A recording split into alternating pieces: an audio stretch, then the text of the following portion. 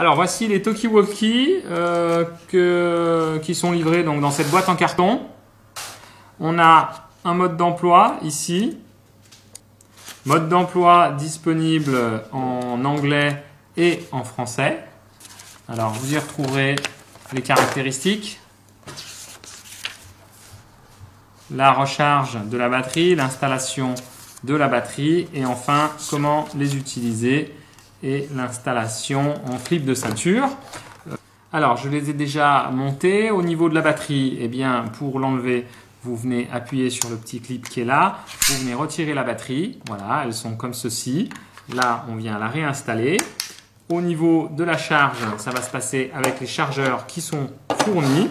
Alors, petit inconvénient, je n'aime pas. Ici, c'est une prise USB, donc il va falloir trouver un chargeur, smartphone ou tablette, pour pouvoir recharger vos téléphones. Bon, il y en a qui vont peut-être préférer. Moi, j'aurais bien aimé avoir une prise de 120 volts. Là, votre talkie-walkie va se recharger. Il y a deux chargeurs fournis, il y a des écouteurs et puis, bien entendu, un deuxième talkie-walkie. Vous l'allumez par ici. Voilà, il vous dit qu'il est allumé. À partir de ce moment-là, vous pouvez communiquer avec l'autre. Si l'autre est allumé, bien entendu. Voilà, 1, 2, 1, 2, test, test. Donc le bouton vert ici est allumé parce que je parle. Et sur l'autre, le bouton rouge parce que j'émets. Voilà. Vous avez la possibilité de changer le canal en tournant le bouton qui est ici. Et vous entendez, il vous dit 10, 11, 11, etc. Donc il vous dit le canal sur lequel vous êtes. Ce que je n'aime pas, c'est qu'il n'y a aucun affichage digital. Donc on fait un petit peu les réglages à l'aveugle. Et ça, c'est quelque chose qui me dérange. Voilà. Ensuite, eh bien, on a une petite lumière aussi ici.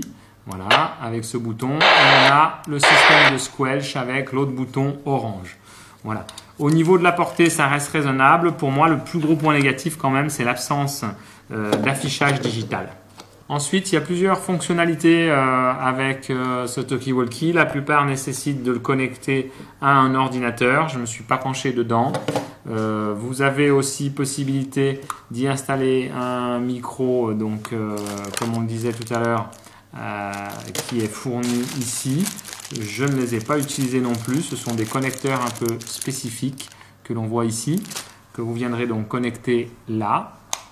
Voilà. Vous avez aussi la possibilité d'avoir activation à la voix, le scan, etc. Mais tout ça se règle avec les boutons. Il faut lire le mode d'emploi et pour ça, je ne trouve pas très pratique.